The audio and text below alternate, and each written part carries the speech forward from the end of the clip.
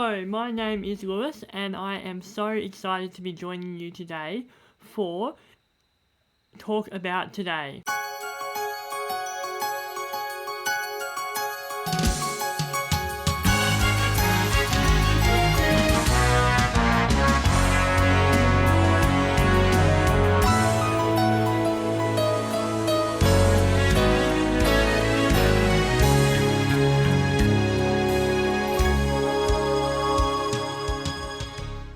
If you're anything like me, I love to stay across everything that's going on in our world. It is a lot, and I probably only know about 5% of what's really going on.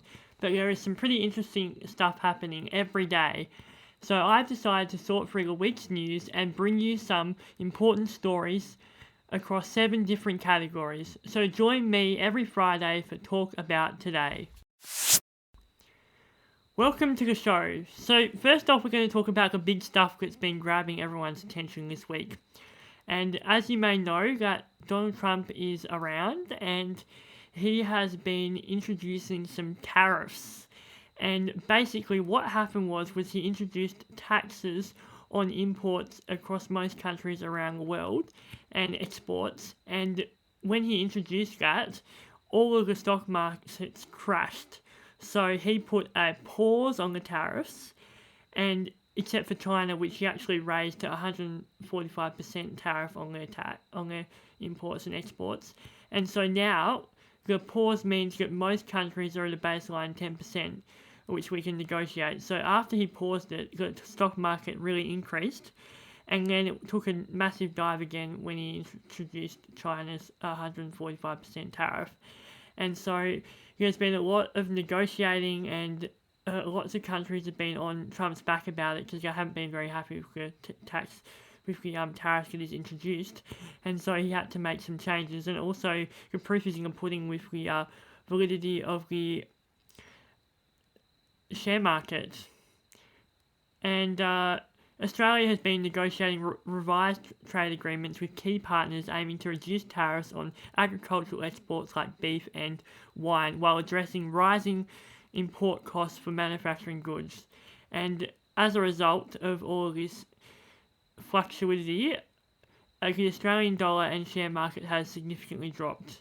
And Donald Trump has really affected Australia with his unpredictability and instability, and this plays quite well into Anthony Albanese's election campaign because there is an election coming up in Australia very soon, and that makes Anthony Albanese more of a possible candidate because he is quite stable, and Australians might not want to have change. But to go back to the tariffs, will this affect us? Short answer, yes. When? Probably not for a while, even a year. And it'll probably be regarding the changes in the cost in buying things. So moving on now to the Australian election, as I mentioned, which is fast approaching, and we'll be dropping a podcast with info on both parties and their promises really soon. But a few things to note about where we were at. Leaders had their first debate on Sky News, which was behind a paywall, which means that you would have to pay $5. And not a lot of people wanted to pay $5 to watch our two leaders debate each other. So it didn't have very high rating, but lots of people talked about it and discussed it. And there was a bit of a swing, influence through what the journalists had to say.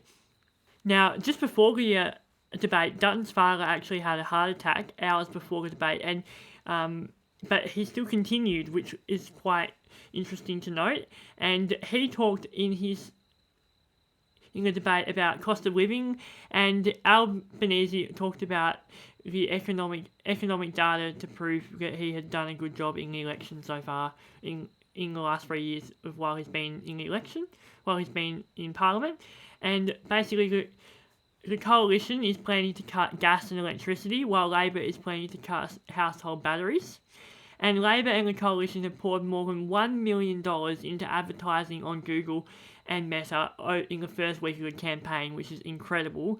And third parties and minor parties, including Clive Palmer's Trumpeter Patriots, the Conservative Group, and Advanced Climate 200 have also funneled lots of money into online advertising to start the election campaign. Also, Dutton has been working really, really hard to make sure that he is not seen like Trump, which he has been compared to, and and although he's more right leaning, he really wants to distance himself from Trump and all the connotations around that. And Dutton also was really pushing hard to get people back into the offices, but he actually took a bit of a backflip on that this week and apologised and said, look, we got it wrong, we didn't realise that actually working from home is really good for a lot of people and a lot of parents and families and stuff, and so he basically said, look, we won't go ahead with the working in the office legislation that he was planning on doing. Also, interestingly, Dutton got a football. He hit a football and it landed on one of the cameraman's head this week, which I thought was pretty funny. So, yeah, that's kind of the big stuff in the news. And if you want to hear more about the Australian election, I'll be uploading a podcast very soon all about that and giving you a bit more of a deep dive and some comprehensive information. But that was just sort of a bit of a rundown of what's been going on in the news this week. But it's pretty uncontroversial stuff, really, in Australian politics, which is kind of nice. On to some light stuff. So, Australia's entry for Eurovision 2025 has been announced with the Pop Electrician Fusion Act Gojo announced in February, and his entry is the Milkshake Man, which will be a great addition to the Eurovision lineup, and it's very, very Eurovision. It's very, very poppy and very unique, and it has quite a unique flavour, which is really, really great for Australia, so that's exciting news. Also, Meghan Markle released her line of home foods and products this week after her TV show on Netflix, and it all sold out like within minutes. And apparently her raspberry preserves are really nice, as well as 3 types of herbal tea, right up my alley: honey, crepe mix, and shortbread cookie mix, and edible flower petals. Sprinkles went up on her website asever.com, and they sold out very quickly, and it looks like she will release more very soon. So that was quite interesting. And now moving on to some things that you've missed, where I'll chat about a story that flew under the radar this week. So Sydney's new metro line faces delays due to signalling system glitches, and that pushes the opening of their new metro line late into 2025, which is unfortunate. Also, interestingly, Monash IVF had a bit of a mix-up last year, which saw a woman give birth to a stranger's baby. Monash IVF operates across Australia and says that human error led to a different patient's embryo being implanted into a woman, and it was quite interesting. There's going to be court cases and lots of other stuff going on regarding that, but I thought that was a really interesting story about what happens with people who choose to have IVF and how sometimes mistakes just happen, and unfortunately that's a pretty big mistake to happen for those people involved.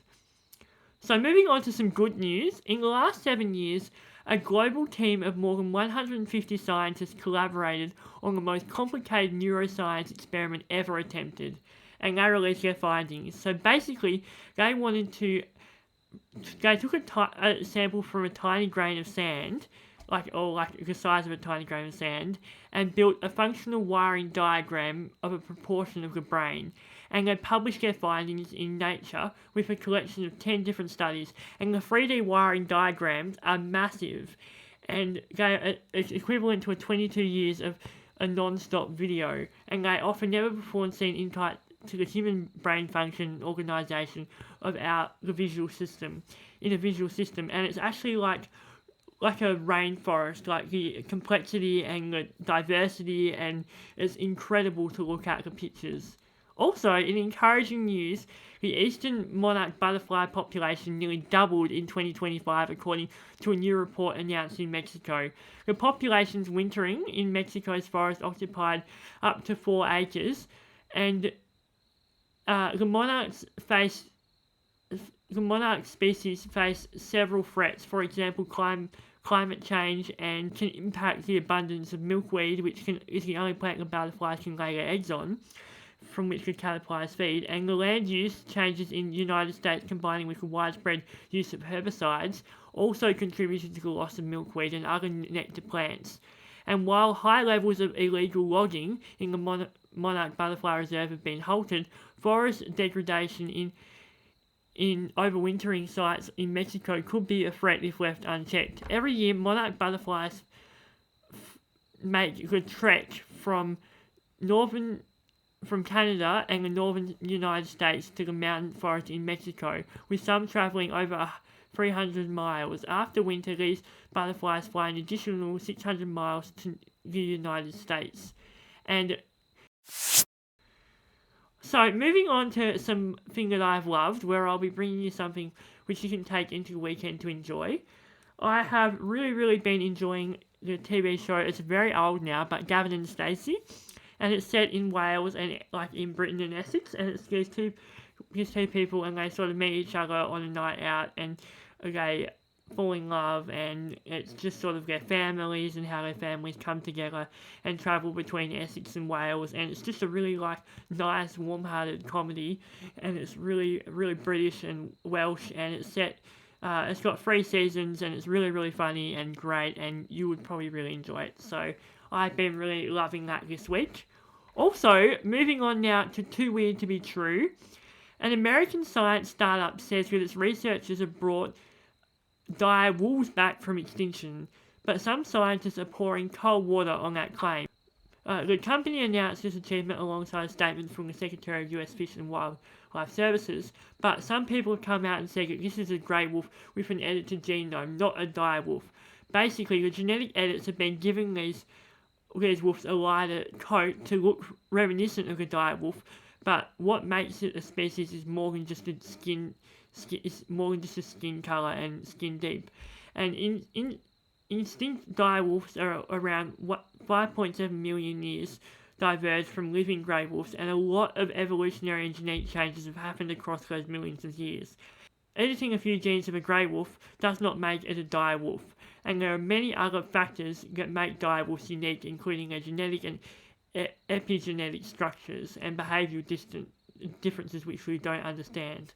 So they basically just edited a few genomes to make the skin colour and the fur different, and they're claiming that it's a dire wolf, but actually it's not. It's just a grey wolf with different genetics.